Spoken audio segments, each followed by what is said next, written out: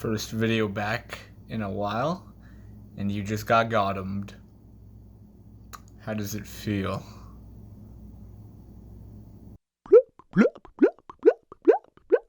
Hello, welcome back. It's been a little bit, huh? Yeah, sorry about that.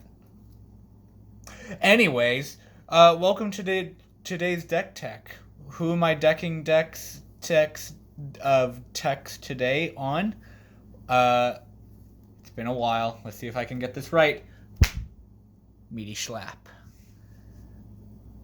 It's the partner commanders without them actually having partner. They were part of the secret layer. I made the deck. I proxied them because I didn't want to buy the secret layer, and then they came out with these, and then I bought these because these were reasonable. So what does the deck want to do? Well, it's mainly focused around Wernog. So Wernog says whenever he enters or leaves the battlefield, each opponent may investigate. Each opponent who doesn't loses 1 life. You investigate X times, where X is 1 plus the number of the number of opponents who investigated this way. So to investigate, you make a let's see, I have the tokens with me. You make one of these things. You make a clue. It's an artifact that you can pay to and sacrifice to cash in for a card. So it's pretty good. So that it's all about that enters and leaves clause. So that means I want to flicker him over and over again, like all the time. So there's a lot of flickering in this deck, and I want, if people know the strategy of this deck, which this deck tech will do, so didn't really think that one through. But if people know the strategy of this deck, then it becomes a lot harder to play.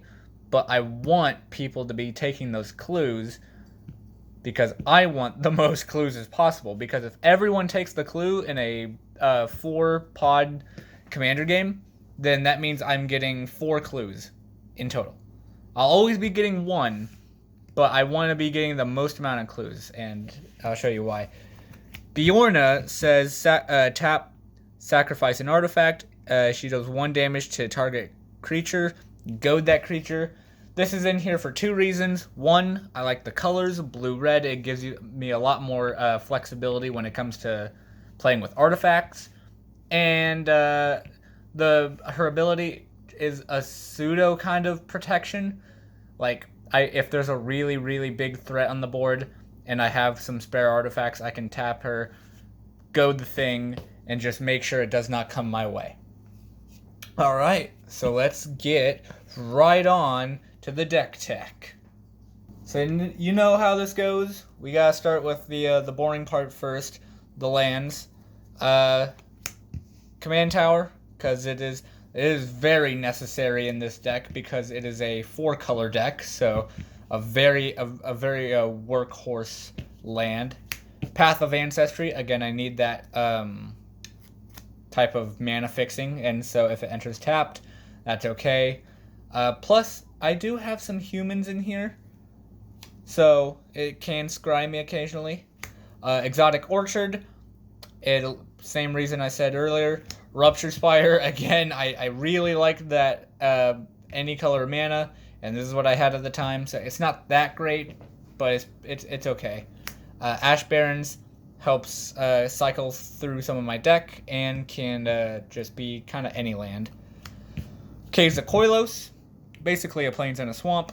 Arcane Sanctum, Clearwater Pathway, Reliquary Tower, Arid Mesa and Marsh Flats I pulled from Modern Horizons 2 packs, so Saws, Grixis Panorama, Esper Panorama, Evolving Wilds, and Terramorphic Expanse, all technically fetch lands, so we're sticking on brand.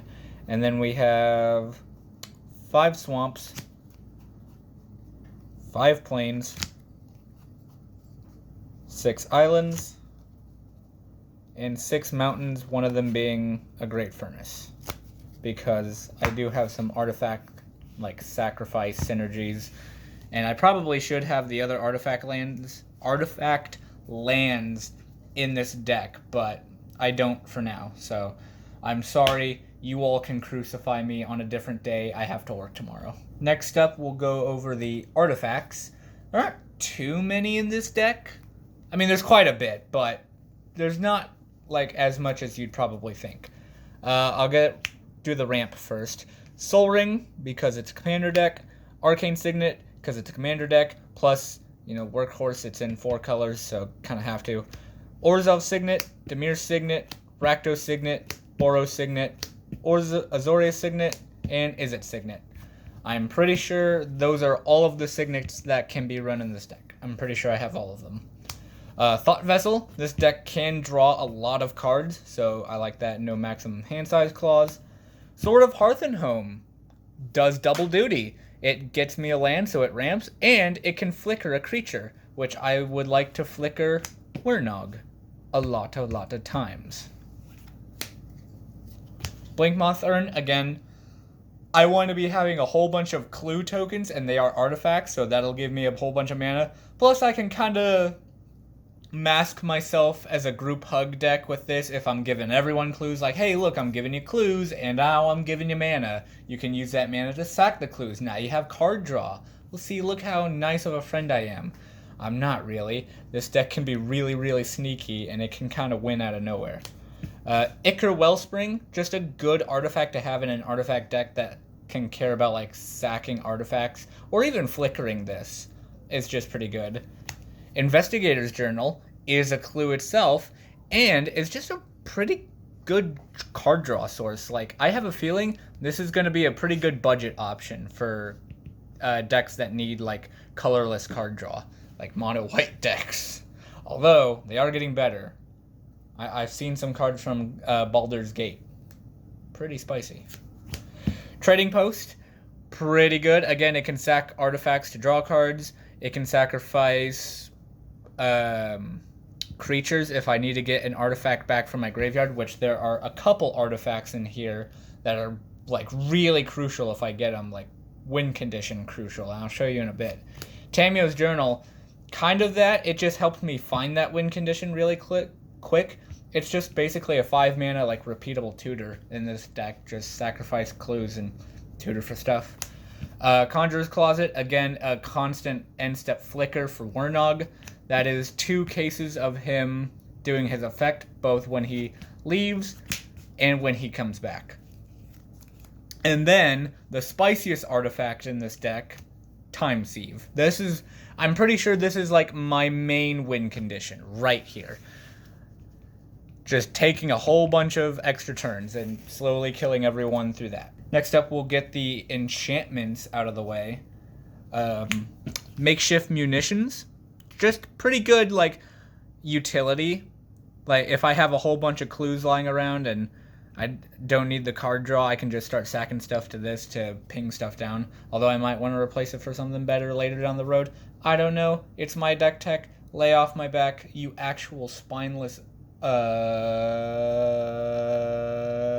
eel. We'll go with eel this time. You're an eel.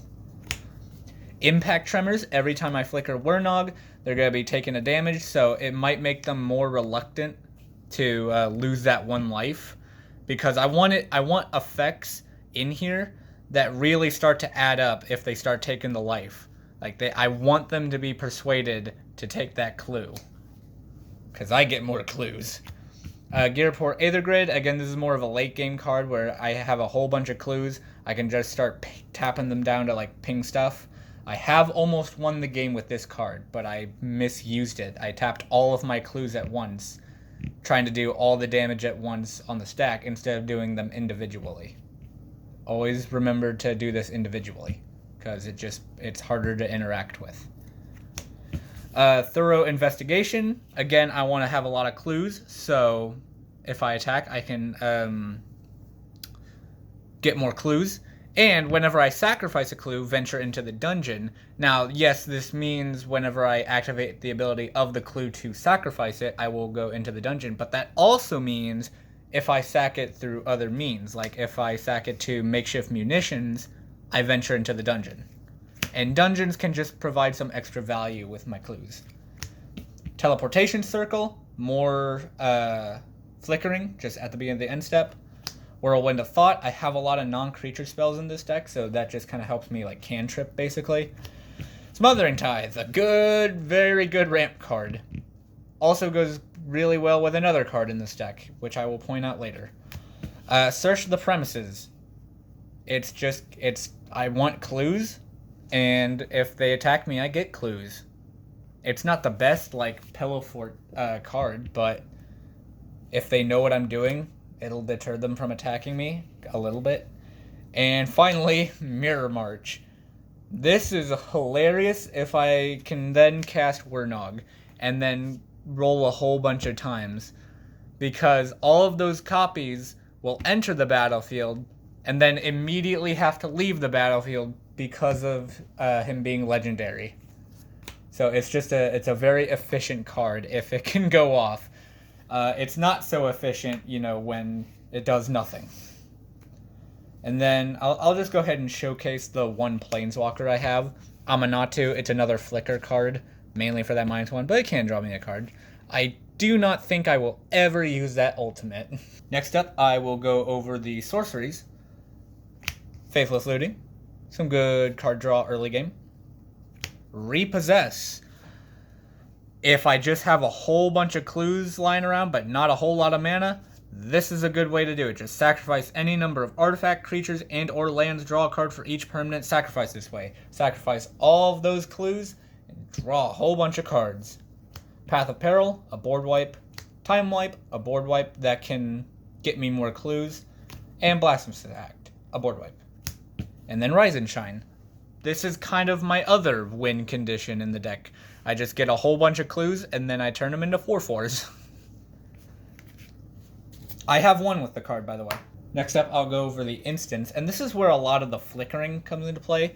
Like Ephemerate, it'll flicker it twice, once on cast and once with the rebound. Essence Flux, just a quick instant flicker. Cloud Shift, again, just a quick instant flicker. Flicker of Fate. Teferi's Time Twist, it'll also make Wernog a little bigger.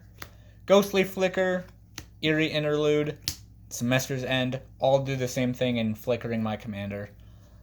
D-Spark, just some pretty cool removal. Rakdos Charm, a very flexible removal card.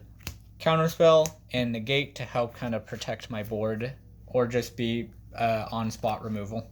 And then finally, we'll move on to the creatures, which this is like the second biggest, either biggest or second biggest, I didn't count. But first up, Disciple of the Vault. I'm going to be sacrificing a lot of clues. Let's start sucking our opponents. Nope, wrong wording choice. Dockside Extortionist. I bought the precon. I'm allowed to use this. It's just really good. I mean, what can I say? It's Dockside Extortionist. Corpse Knight. Again, I want people to be encouraged to take the clue. And so if they're going to be losing a life when it comes in, when Wernog comes in either way, why would they be like, oh, I'm going to lose 2 life? Nah, just take the clue. Just take the clue, please. Whenever you play against this deck, always take the clue. It is the right decision. Everyone will start liking you more. You'll get so many babes. Obama will come and thank you personally. Reckless Fireweaver. So remember when I was talking about how I want to encourage people to take the clues? This is really if I can just kind of keep infinitely flickering Wernog, like if I have Time Sieve out. Other than that, it's just kind of it does the opposite of what I've been wanting to do. Don't worry about that. Urwald Illuminator, I want more clues, dang it, and I will be getting more clues. Now, this next card does so much work in the deck, it is not even funny. And it is starting to spike in price because people are realizing just how good of a card it is. If you guessed Academy Manufactor, you're the grand winner. That's my dog barking in the background. Academy Manufactor, such a good card. If you play with clues, food, or treasure, if you like, it just gives you all 3 for free. It's such a good card. And it took this long for it to spike in price. It took like until New Capenna for it to like truly spike in price. It was staying at the $2 range for so long. Why did people not see this? How did people... I could go on for a lot more time about Academy Manufactor, but I won't. I won't make this video an hour long, and now I've riled up my dog. I've done... Oh god, what have I done? Soul Herder, just another repeatable flicker at the beginning of my, I think, end step. Yep, I knew it. I know what my own cards do. Brago, King Eternal, again more repeatable flickers. Brea, Ethereum Sculptor. This probably would have been, if I had this deck idea sooner, this would probably be the commander, but I got the idea when these two cards were shown off. So, but she's in here because she's really good. Like, she's very modal with her sacrifice outlet. Gray Merchant, like, I'm doing a lot of flickering anyway, and if Wernog becomes inaccessible or I just need to kind of start closing out the game, Gray Merchant is going to be a good key to victory if I flicker a lot. Eloise, she's mainly in here for that whenever I sacrifice a token, surveil one, because I'm going to be sacrificing a lot of clues. Brutaclad, the other kind of, it's like a Rise and Shine, except it makes all my clues into 2/1s. Or treasures. If I have like a single treasure out, I can turn all my clues into mana. Sun Titan, just for some good recursion. Shimmer Dragon turns my clues into 2-for-1 card draw without having to sack them, which is pretty good. Plus it can kind of protect himself. Massacre Worm, just some good, like, it's kind of like a board wipe that I can flicker. So there you go. And then Junk Winder for when I need to start tapping down stuff and keep it tapped down. And that's the creatures. So all in all, this deck just wants to flicker Wernog in and out as much as possible, give everyone clues, start gaining clues myself, just start like stockpiling them, and then take advantage of all those clue artifacts being on my field. It's a pretty fun deck. I really like it. I like the politics kind of side of it when people don't know what I'm doing. It's pretty interesting. But I hope you enjoyed this deck tech. Again, sorry for not like uploading for like, you know, what feels like a decade. But I hope you enjoyed it. Let me know what you think.